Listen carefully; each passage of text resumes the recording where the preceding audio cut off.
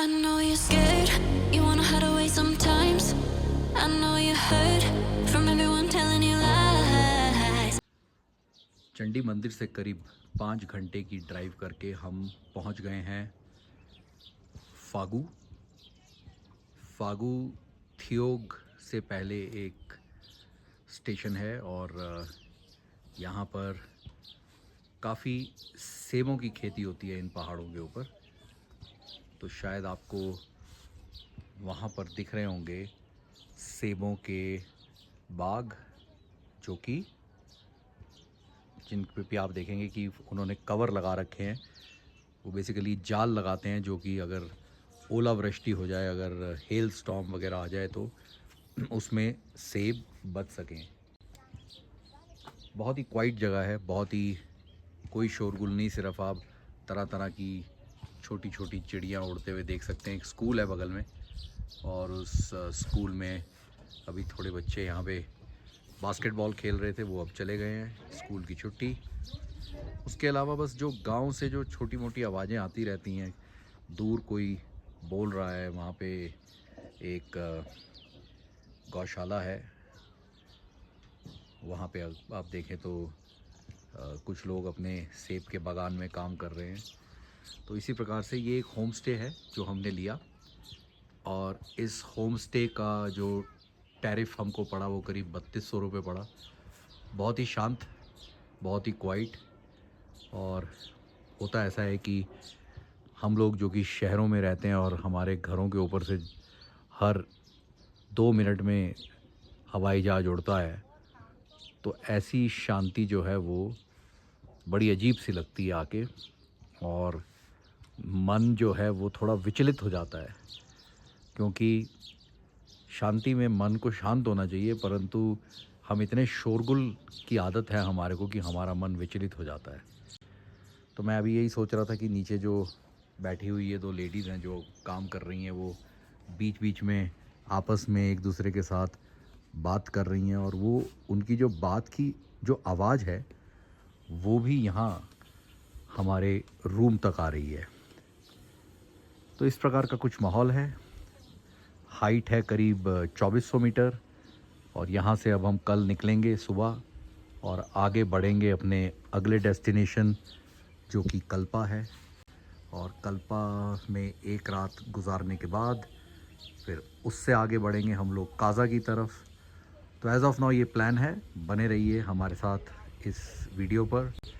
और अगर अभी तक आपने इसको चैनल को सब्सक्राइब नहीं किया तो सब्सक्राइब कर लीजिए, लाइक नहीं किया है तो लाइक कर दीजिए, और ज़रूर शेयर कीजिए। और हम आपको दिखाएंगे हिमाचल स्पीति वैली से कुछ हमारे एक्सपीरियंसेस। 28 जून सुबह के 5:30 बजे।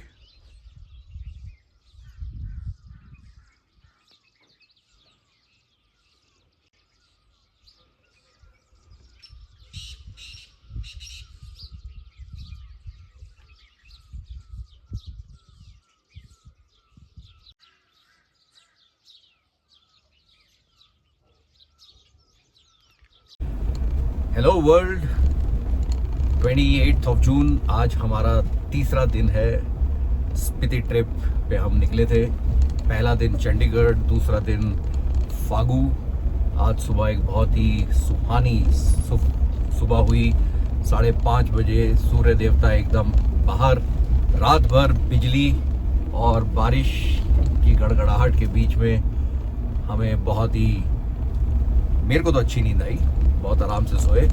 और अब हम निकल पड़े हैं अपने अगले डेस्टिनेशन, जो कि है कल्पा। हम इस समय 2400 मीटर्स की ऊंचाई पर हैं, और आगे की जर्नी जो है वो बहुत ही सीनिक है। ये रूट हमने नारकंडा तक पहले किया हुआ है, आज जाएंगे हम नारकंडा से आगे। तो चलिए बने रहिए इस वीडियो में हमारे साथ और देखते रहिए इस सुंदर सी सड़क के अच्छे से व्यूज़, और दिखाते हैं आपको कि हमने आज का दिन कैसे निकाला। हम सुनार घाटी, जो कि है मटियाना नाम के एक शहर के अंदर। ये जो सड़क आप आगे देख रहे हैं इसको कहते हैं हिंदुस्तान तिब्बत रोड। जी हाँ, ये सड़क जो है आगे जाके तिब्बत बॉर्डर पे जाके ये भारत की सीमा में जाके जुड़ जाती है। बहुत ही हिस्टोरिक रोड है ये, बहुत पुराना इतिहास है इस सड़क का। और देखिए, अगर आप दिल्ली में हैं या दिल्ली के आसपास के किसी स्टेट में हैं तो हिंदुस्तान तिब्बत रोड आपके कितनी पास है। और यहाँ पर अभी मैं देख रहा हूँ कि सेबों की जो खेती है उसमें बहुत मेहनत की जा रही है, तो इसका मतलब इस साल के सेब भी बहुत अच्छे होंगे। आगे आप देख सकते हैं किस प्रकार से जाल से कवर्ड यहाँ पे सेबों के बाग हैं। मटियाना बहुत ही एक ब्यूटीफुल स्टेशन है और इस समय पूरे बाग मटियाना के सेबों की फसल से भरे हुए हैं। हम पहुंच गए हैं मटियाना से थोड़ा सा बाहर निकल के स्पाइका किचन। सुबह सुबह इन्होंने भी खोला ही था और हमने कहा चलिए आज हमारे को कुछ अच्छा सा ब्रेकफास्ट कराइए। बहुत ही नीट और क्लीन लुकिंग जगह है, छोटा सा किचन है। और ये आ गया हमारा नाश्ता। आज हम खाएंगे अंडे की भुर्जी, ब्रेड और मसाला चाय और एक क्लब सैंडविच वेटिंग। आप इधर आइए, आपको आप इधर आओ, जल्दी आओ। आपका नाम क्या है? वान्या। आगे आओ बेटा। आज आप स्कूल क्यों नहीं गए? जा रहे हो? अच्छा बैठो यहाँ पे चेयर पे, बात करो हमारे साथ। कौन सी क्लास में पढ़ते हो आप? फर्स्ट क्लास में। और ये यूनिफॉर्म तो बहुत अच्छा है। स्कूल का नाम क्या है? PSVM। Very good. और कौन सा सब्जेक्ट आपको सबसे अच्छा लगता है? मैथ्स। 2+2 कितना होता है? 4। फैंटास्टिक। तो ये मिली हमारे को सुबह सुबह अच्छी सी लड़की वान्या, जो स्कूल जाने की तैयारी कर रही है। और अभी सुबह मम्मी की हेल्प कर रहे हो आप। Very nice, all the best. बड़े होके मैथ्स में टॉप करना है, फर्स्ट आना है, ठीक है? बाय बोलो और ऑल द बेस्ट बोलो, जोर से बोलो। All the best. Very good Vanya. तो हम हैं यहाँ पे एकांत बाड़ी नारकंडा में और मेरे साथ है मुनीश नेगी। और मुनीश के साथ आज एक बहुत बढ़िया बात हुई। मुनीश पहले शिमला में थे, टेलीकॉम इंडस्ट्री में काम करते थे एयरटेल के अंदर, और अब इन्होंने यहाँ पे आके ये स्पाइका किचन और अपना रेस्टोरेंट यहाँ पे खोला है। आज हमने यहाँ पे ब्रेकफास्ट स्टॉप लिया, फैंटास्टिक। जो इन्होंने आज हमको बॉम्बे क्लब सैंडविच खिलाया वो रियली में बहुत बढ़िया था। और जैसा आपने बोला था ना कि उसके अंदर जैसे वो आइटम रहेंगे बिल्कुल वैसे ही। और जनरली जब हम दिल्ली में भी कई बार ऐसे सैंडविच खाते हैं ना, तो उसके अंदर जो उसके अंदर मेयोनीज डलती है वो बाहर निकल जाती है, पर मुनीश के सैंडविच में वो नहीं था। और जो चाय बनाई इन्होंने, मसाला चाय, वो बहुत ही काबिल तारीफ थी। मैं वैसे एक ही कप पीता हूँ पर आज मैंने 2 कप पिया। और फिर हमारे को इनकी बेटी वान्या मिली। वान्या मैथमेटिक्स के अंदर बहुत अच्छा कर रही है और ऐसे ही आगे भी आना है। वान्या का इंटरव्यू तो हमने किया। तो जितने भी लोग इस हिंदुस्तान तिब्बत रोड पे आप लोग जाते हो तो मटियाना को से थोड़ा सा जैसे ही आगे जाएंगे तो दाहिने हाथ पे आपको स्पाइका किचन मिलेगा। All the best Munish, do very well. Thank you sir, welcome. तो स्पाइका में एक अच्छा नाश्ता करने के बाद अब हम निकल पड़े हैं कल्पा की तरफ।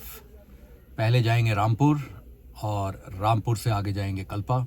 और आज रात का हमारा हॉल्ट जो है वो कल्पा में है। ये जो रास्ता है जो रामपुर जाता है, यहाँ पे नारकंडा से आप बाएं मुड़ेंगे और ये 23 किलोमीटर आपको नीचे लेके जाएगा और उसके बाद ये फिर हाइट्स पकड़नी शुरू होगा। ये रास्ता बहुत ही सीनिक और पिक्चरस है। आप सतलुज नदी के किनारे किनारे जाते हैं और एक पॉइंट आता है जहाँ पे रास्ता 2 पॉइंट टी पॉइंट पे आके राइट और लेफ्ट, अगर आप लेफ्ट ले लेते हैं तो आप आनी की तरफ चल पड़ते हैं। बहुत ही सुंदर सेब के बगीचे हैं आनी में। आप सेब के बगीचों के बीच से निकल जाते हैं और वहाँ पे आपको मिलता है जलौरी पास।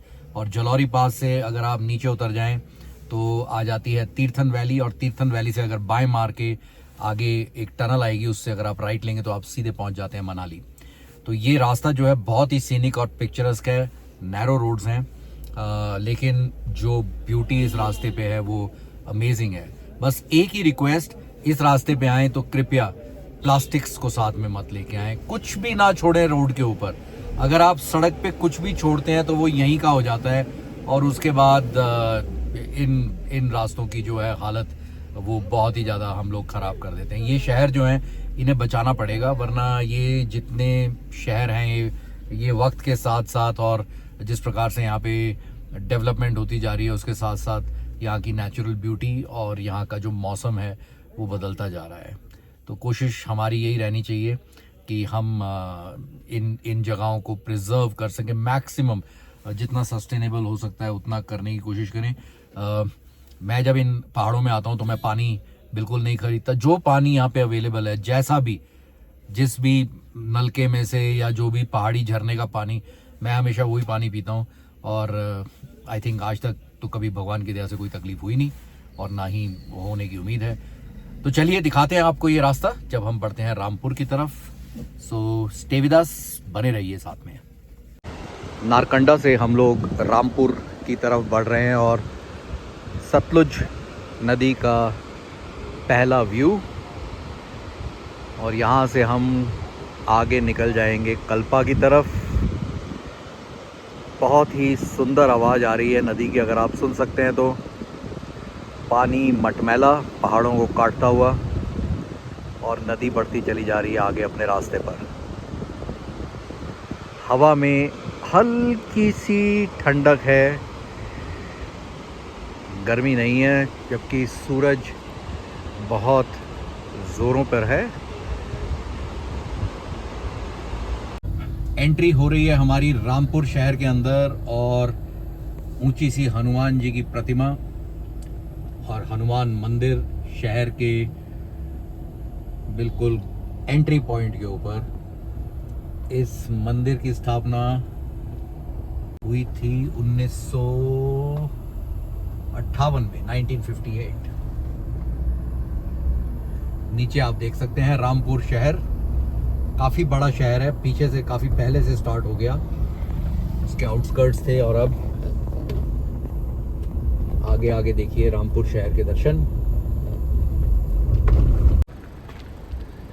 रिकांगपिओ की तरफ जाते हुए और सतलुज नदी अब फिर से नीचे, और यहाँ पे एक बड़ी ही आश्चर्यजनक चीज़ दिखाई दे रही है। यहाँ पे कैक्टस के बहुत बड़े बड़े पेड़ लगे हुए हैं पहाड़ी के ऊपर। नीचे सामने सतलुज नदी, और ये जो रास्ता है ये जा रहा है रिकांगपिओ की तरफ और वहाँ से आगे कल्पा।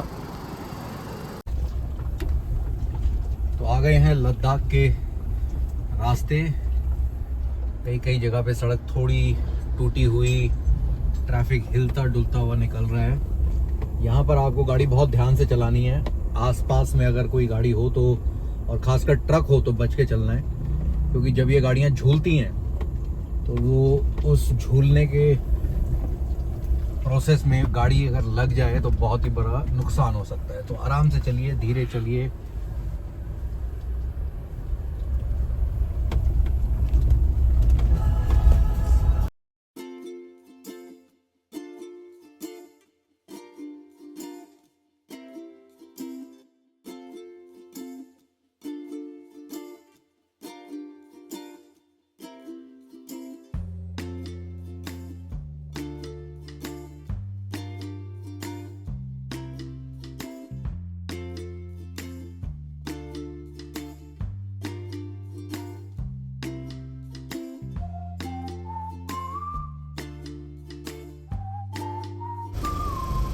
सामने एक सुंदर सा वाटरफॉल, ये है रिकांगपिओ को जाने का रास्ता।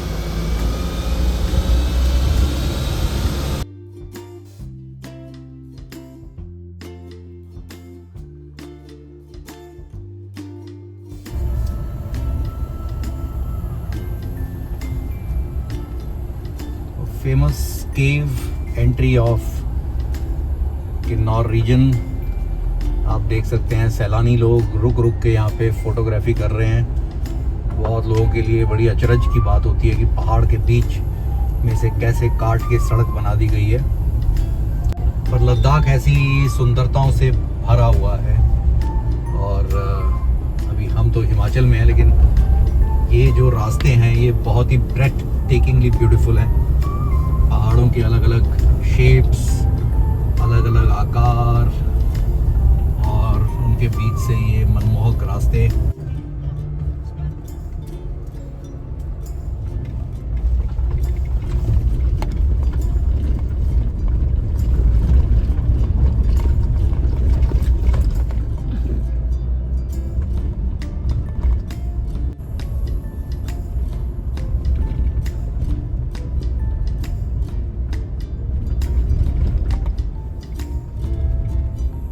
रास्ते की कंडीशन अभी तक बहुत अच्छी है। अराउंड 90-10 टाइप रोड मिला। 90% ठीक, 10% छोटे मोटे जंप या उछाल, क्योंकि वो लैंडस्लाइड प्रोन रीजन है तो कोई ना कोई बड़ा पत्थर नीचे आके गिर जाता है। और कई बार सबसे बड़ा चैलेंज होता है वो होता है कि ये सड़क जो है ये धंस जाती है। तो जैसे कि आप देख सकते हैं यहाँ पर भी कई जगह पे रोड को स्ट्रेंथनिंग का काम अभी भी चल रहा है। सामने आप देख सकते हैं किन्नर और कैलाश। ये पहला व्यू है जब आप जाते हैं रिकांगपिओ की तरफ।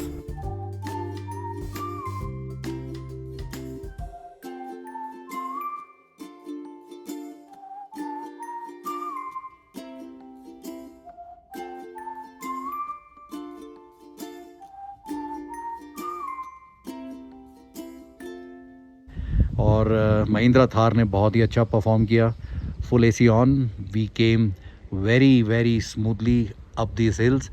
और रास्ते में हमारे को करचम के अंदर एक बहुत ही फाइन इंडियन आर्मी की बटालियन मिली। उन्होंने हमारा पुरजोर स्वागत किया।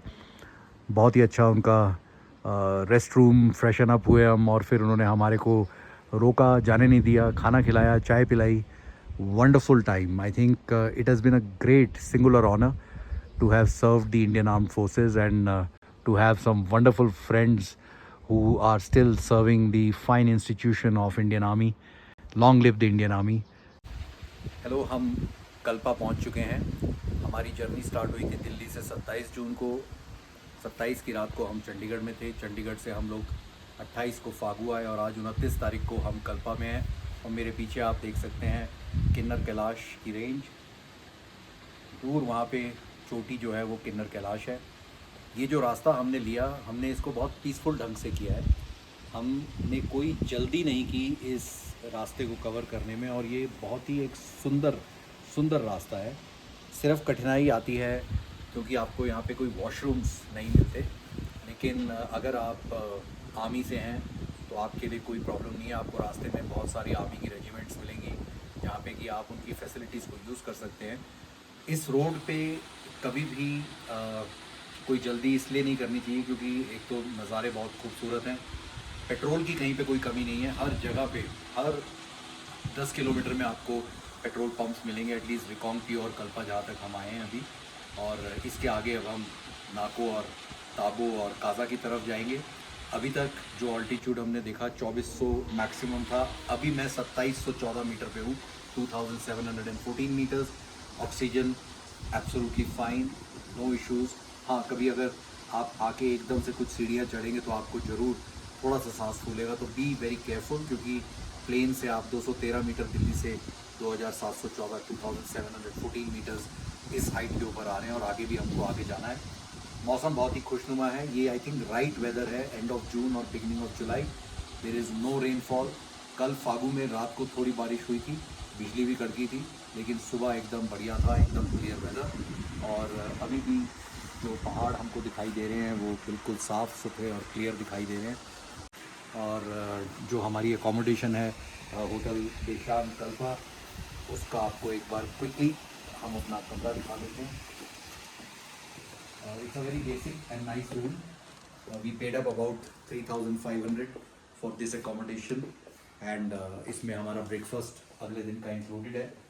कल्पा और इन जगहों पे जब भी आप कभी आएँ इन स्टेशन के ऊपर, तो होता क्या है कि हम लोग booking.com या कहीं पे फ़ोटोग्राफ्स देख के रूम्स को बुक करा लेते हैं, तो वो एक्चुअल आपको कंक्लूजन तो नहीं दे सकता कि किस प्रकार की प्रॉपर्टी में आप जा रहे हैं। बट जहाँ पे भी आएँ, चलिए वहाँ पे उसका बेस्ट यूज़ कीजिए। यस, कहने की बात ये है कि इस प्रॉपर्टी से जो व्यू है किन्नर कैलाश का वो एकदम क्लियर है, और अभी बादल छटते जा रहे हैं। आई थिंक पूरी चोटी हमारे सामने उभर के सामने आएगी।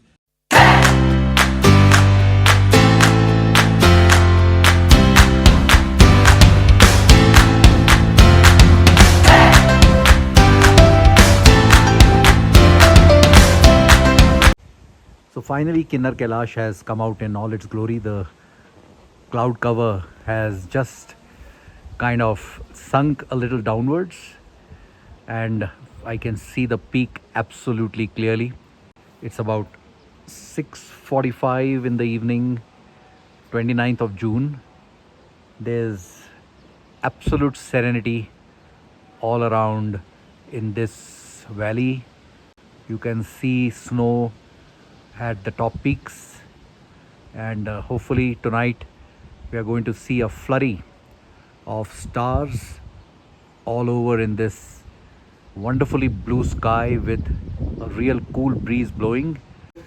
तो दोस्तों, हम बैठे हैं इस टाइम होटल काल्पा देशांग काल्पा में, और मेरे साथ होटल के ओनर हैं मिस्टर GL नेगी। और आप हमारे पीछे देख सकते होंगे कि पहाड़ों पे एक बहुत ही सुंदर गोल्डन कलर आ रहा है। तो नेगी साहब ने मुझे बोला कि आज बहुत दिनों के बाद इन पहाड़ों पे ये गोल्डन कलर आया है।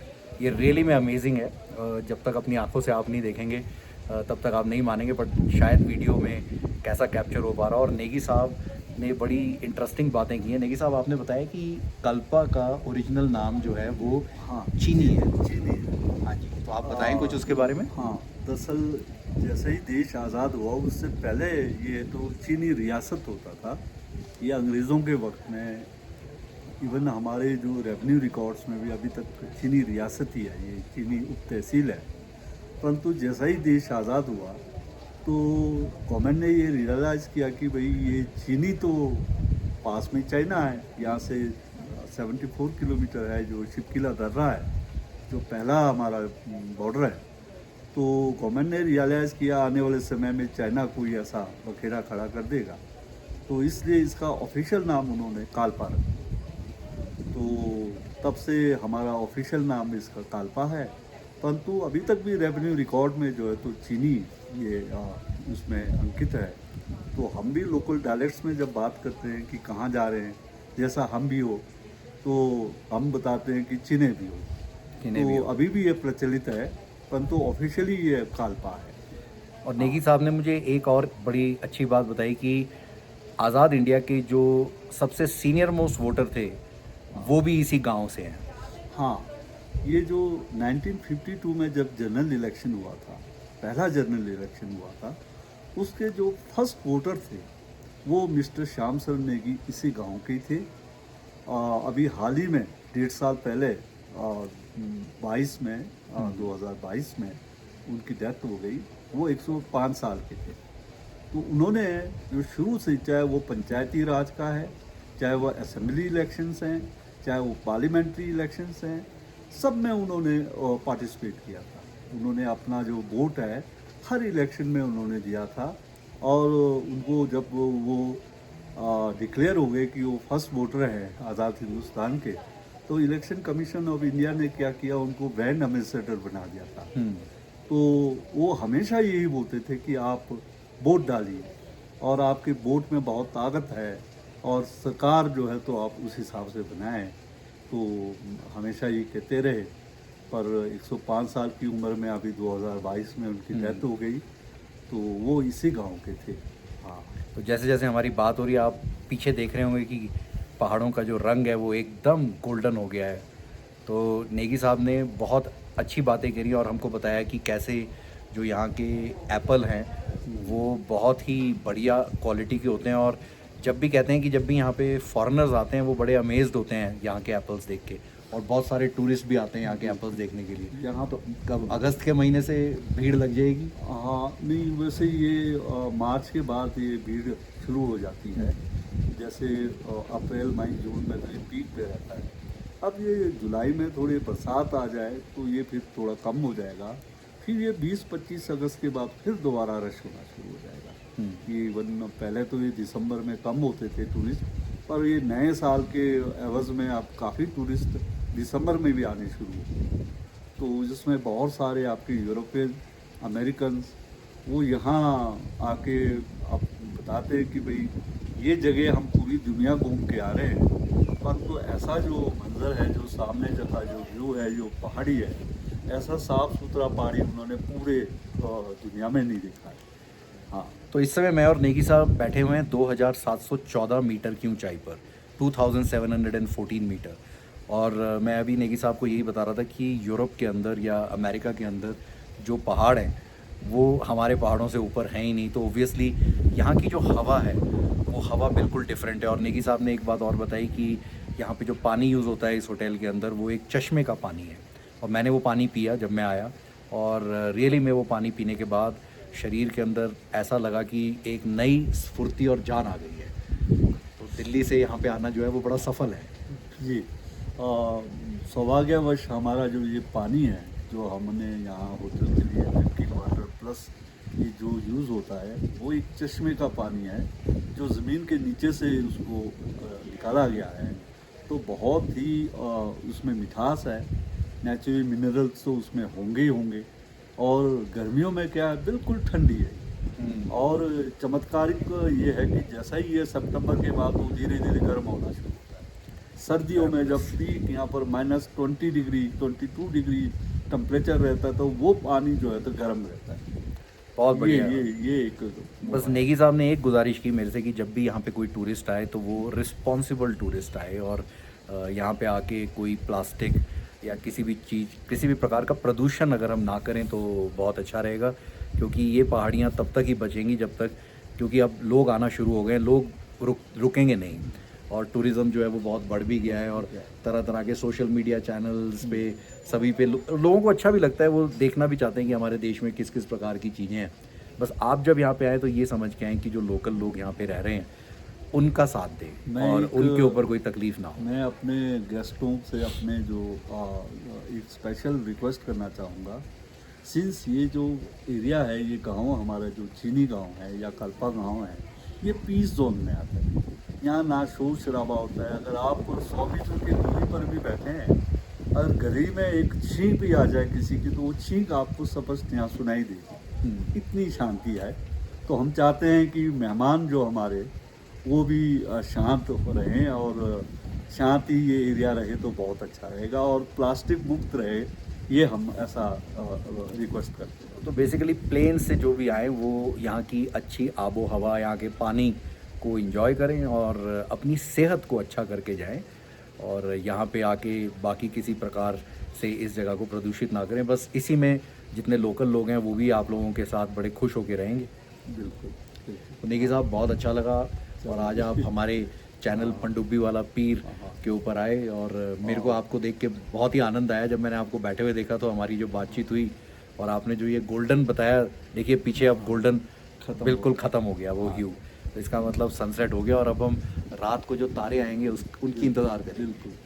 थैंक यू नेगी साहब हमसे बात करने के लिए, बहुत धन्यवाद। और आपका जो होटल है वो एकदम आइडियल लोकेशन पे है कल्पा में, तो और लोग भी आएंगे। नहीं, बहुत बढ़िया जी, thank you, thanks a lot. Kinnaur Kailash, और मुझे यहाँ के होटल के जो ओनर हैं वो बता रहे हैं कि आज बहुत दिनों के बाद गोल्डन कलर आ रहा है इन पहाड़ियों के ऊपर।